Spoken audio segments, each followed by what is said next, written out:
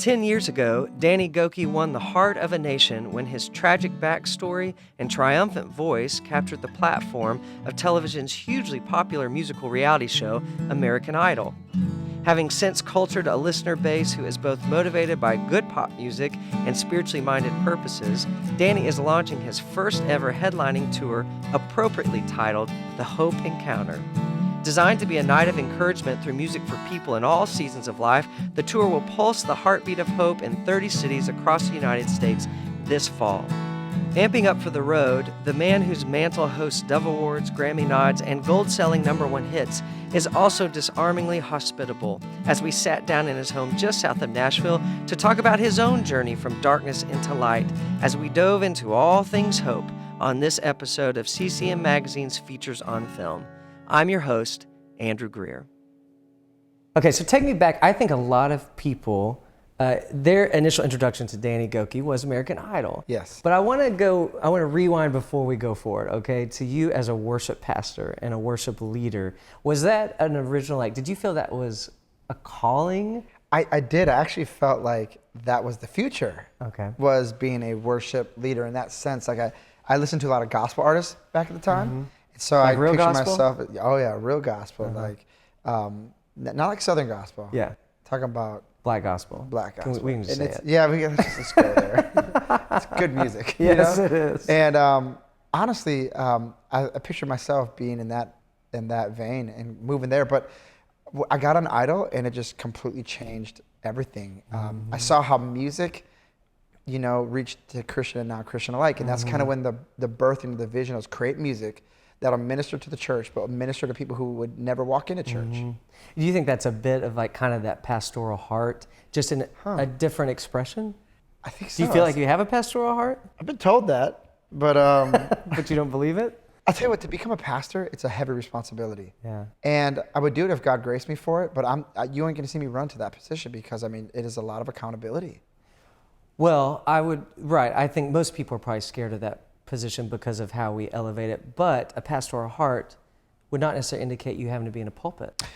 Okay, yes. So more like a shepherd's heart is kind of what I think you're saying. And so, yes, wanted to see good things happen to people, wanted to make sure people get on the right path, wanted to make sure people have what they need. I think that all kind of falls into the category of, and that's a treasure to carry. That's not something that we're born with necessarily.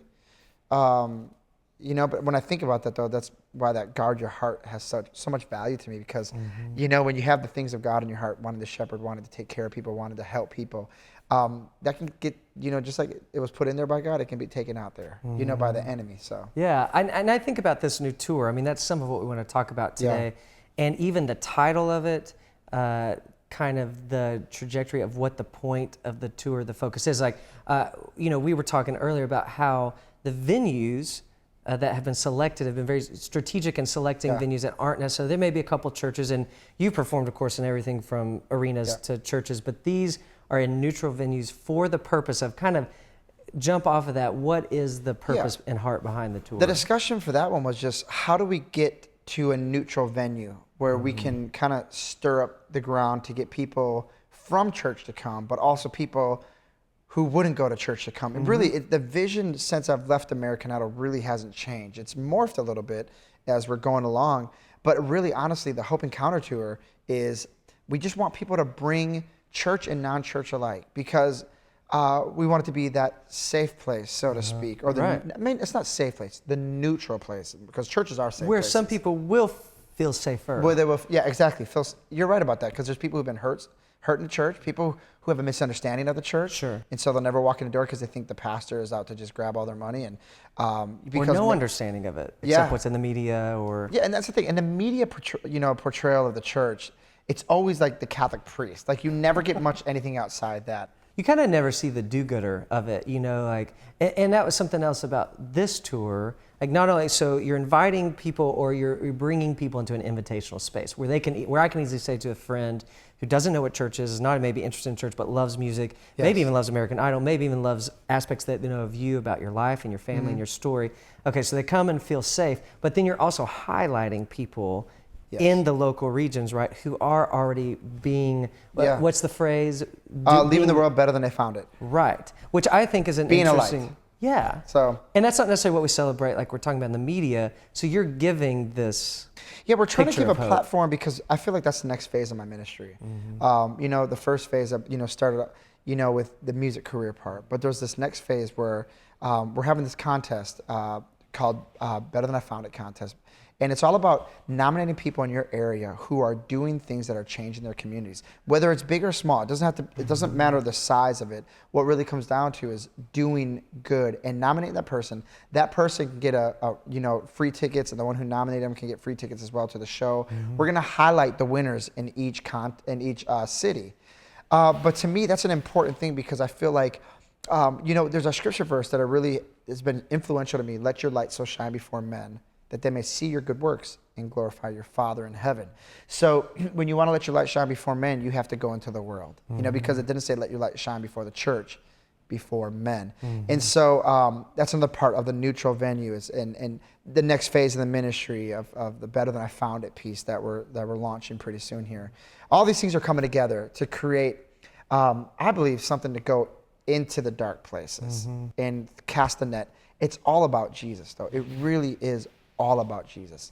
I think all the way people have seen throughout your journey, even from Idol to now, this idea that your music does mean more than just, here's my mic, here's a hit song. It's been an element of a movement, and that has now turned into an organization or a part of your ministry called Better Than I Found It. When I came off of American Idol, the very first question they asked me was, how do you see your music? And I said, I see it as a movement. The movement is simply this. It's music, but it's the movement part is the hands and feet of Christ. We're going to find the people who need like a helping hand to keep their ministry going to the next level. Whether it's funding or volunteers or it's going to be specific items. Well, specifically, we're going to be like the first project we're doing. We're in the process of redoing this organization called People Loving Nashville. They lost their facility. But they've been serving Nashville for 10 years, homeless families. I heard about their story, how their building was being sold out from under them that they were renting, and so they had no kitchen to go to. And so we're helping them locate a facility. We've already located the facility. We're getting ready to break ground and demo and do this massive overhaul on this commercial kitchen, yeah. And they got a place to stay. They have a storage space. They got office space. All this place we're able to do. And so hopefully we'll be building schools. We'll be building orphanages. We'll be building homes. It'll be each episode. This is just the groundwork. So episode. This is episode number 1. So this is going to be like a show? It's going to be a show, whether a network picks up or not. We're filming the pilot. I feel like the Lord has instructed me to go. And I don't have, it's not, like I said, the identity part, my identity is in Him and what He's called me to do, not in if Oprah picks it up and so, but I believe something's going to happen. Yeah. Yeah, I do believe. It's this big makeover show for nonprofits. Well, and I think focusing on local and regional, we know that our greatest impact is right within our immediate vicinity, right? And I also know that from my experience, the organizations and the people on the ground working, they don't have time to admin a marketing plan or to even fund one or whatever. So it's bringing attention. So I think that's an incredible need that has been a need for a long time. I think so. I mean, and I've experienced it myself. Like when I shut the doors to my organization, do you understand how painful that was? It was painful because I felt like a failure. I was like, but that failure it's going to be turned into one of my greatest moments in my life, that's finding the Mother Teresa's and saying, what do you need? Because I've heard you talk about this epidemic of hopelessness. Yeah. To me, because of my belief system and my spiritual beliefs, my spiritual faith, then Jesus is He's closing the gap. Where there is hopelessness, where there is despair, He is hope. He is, a movement forward. So what do you think this epidemic, I'm sure every generation has had some feeling, like I always want to put perspective around it. Every generation has been going to hell in a handbasket. There's been a feeling of that. Yeah. But it does seem there's like this new emphasis or new theme of hopelessness and despair in humanity right now.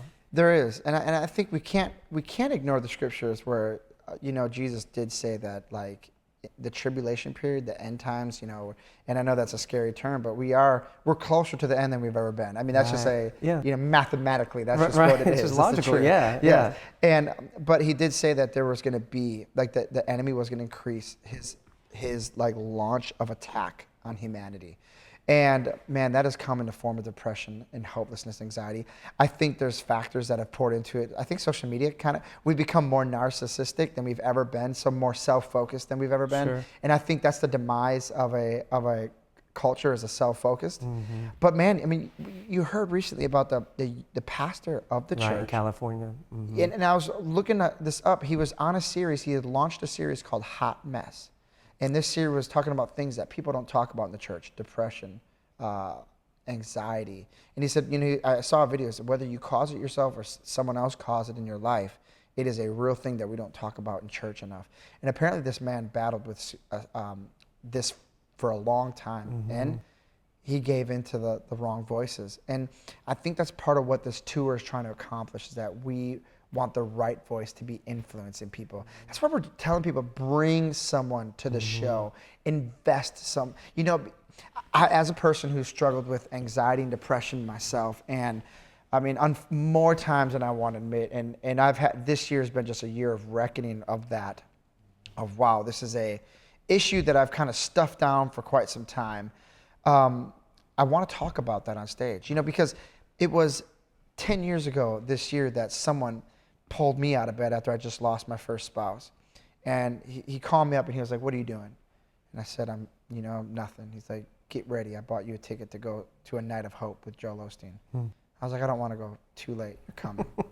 He pulled me out. But when I got there to the night of hope event, and I mean, it just infused hope into my life. And it was one of those moments, obviously, I've never forgotten. It's been 10 years, but it changed something. So we really want to encourage, because if, it's a small investment to save a life. And right now it seems like the epidemic of suicide is at an all-time high. Right. And so you don't know what life you could be saving. But we believe we have a message from God, and we believe that people are going to encounter hope in such a real way that there'll be a dynamic shift versus just a night of just feeling good. Sure. I think back on the pastor that you referenced who just took his own life last weekend, and I almost don't even want to say his name, because in a lot of ways when I hear things like that, I don't want to even tap into the reality of it, that it's actually a real thing. And I think part of that, I've tried to think through that, is because I know that there's been elements of those thoughts or gateways into that level of despair that have even, simmered in my own life. And I know, like you said, that depression and anxiety has been even a cyclical thing until more recently in your life. What do you think, when you have been in the thick of it, what either are resources that you wish you had or wish you had been aware of or were a recipient of, that helped you to refoundation, that helped you to go, okay, there's this path, total despair, and then there's this path of moving further into hope, what you're talking about? Yeah, immediately what comes to mind is I wish, it's kind of a weird answer, because I wish I would have been less aware of myself, yet more aware of myself. So there's that self-focusedness, because this thing turns into a vicious cycle when you start. For me, I wish the part I was aware about is I wish I was aware about the emotional side of me that I didn't realize was affecting me. I wish I would have known a little bit more about, unresolved hurts, just don't go away. They go somewhere. Right, yeah. And if you picture yourself like, like a container, this big, and you're full of like unresolved issues, there's no more room for anything else. Like, you're packed with unresolved issues. And if you don't start letting go is a key that, I mean, I learned when I went through the loss of Sophia, letting go, how powerful it is to let something go and not to ruminate on it, not to sit here and over focus on it. That was powerful, but yet those lessons need to be every day on guard, ready to go, because there's going to be opportunities every day, some big, some small, but those will, like I said, the container, if you let everything go and you're empty and you're filling yourself with the right things, but then again, the wounds start building up and you start filling up with the wounds, it just takes a bit of time for you to just have no more room for anything good, and it's just all bad inside of there. I really do wish, I wish I'd have known that about myself. I think in this culture, we have such a huge emphasis on emotions and what do we feel, that we can't allow the truth anymore, because it's the feeling has become the truth. Right, and feelings are not always true. And we do things to make us feel a certain way. Like, Right. I know for myself, eating can become that thing that makes me feel a certain way, but yet there's a deeper thing inside of me saying there's hurt there that needs to be healed.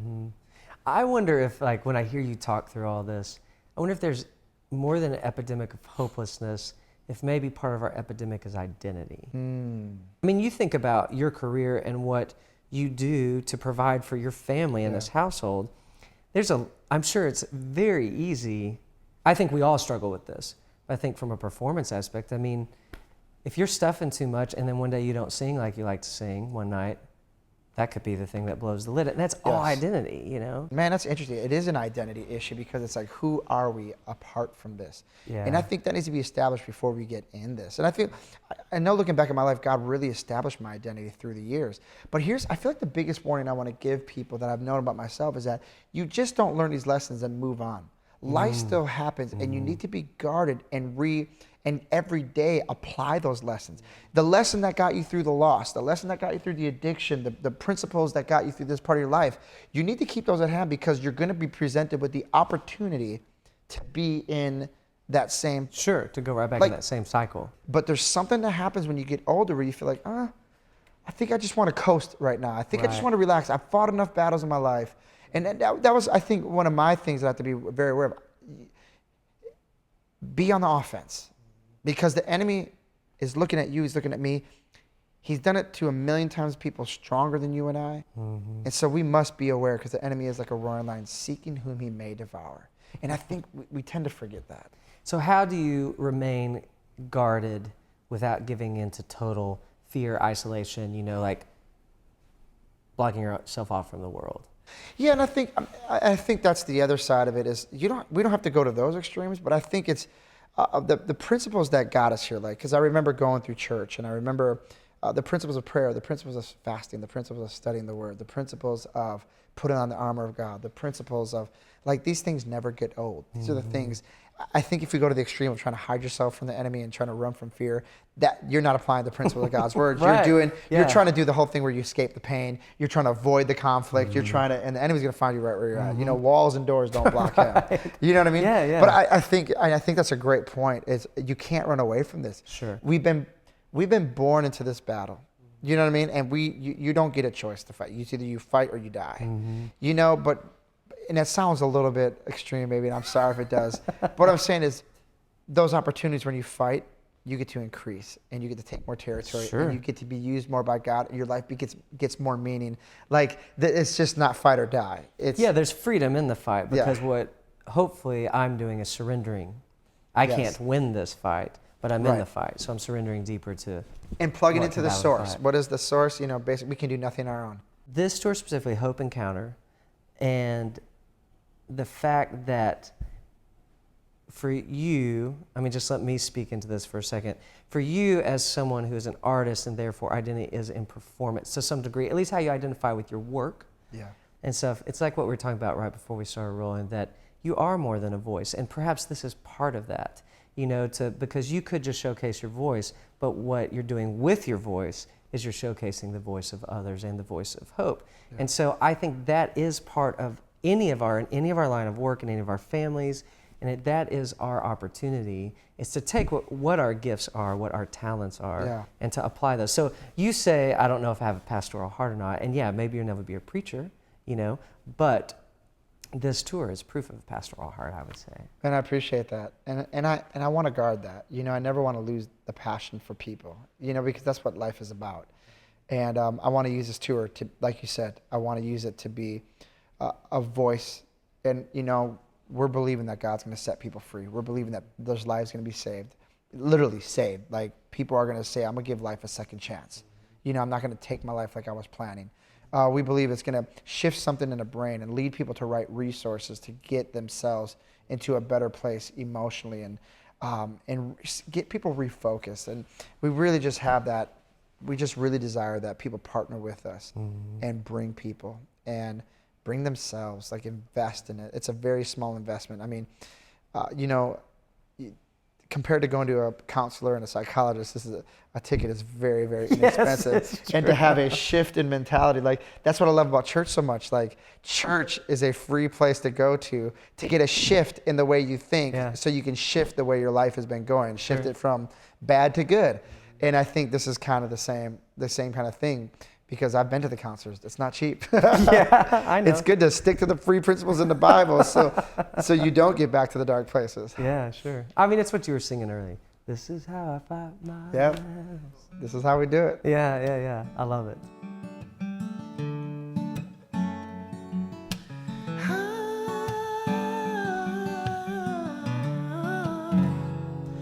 I've been running through rain that I thought would never end, trying to make it on faith in a struggle against the wind. I've seen the dark and the broken places, yeah, but I know in my soul, no matter how bad it gets, I'll be alright.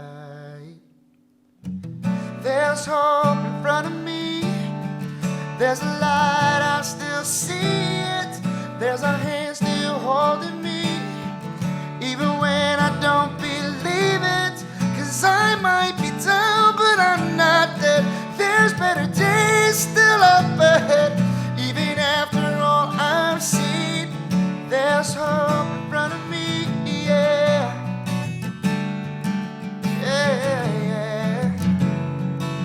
There's a place at the end of the storm you'll finally find, where the hurt and the tears and the pain all fall behind. You open up your eyes and up ahead there's a big sun shining. Right then and there you realize you'll be alright, 'cause there's hope in front of me, there's a light, I still see it, there's a hand still holding me, even when I don't believe it, 'cause I might be down, but I'm not dead, there's better days still up ahead, even after all I've seen, there's hope in front of me, yeah, yeah, yeah. Whoa,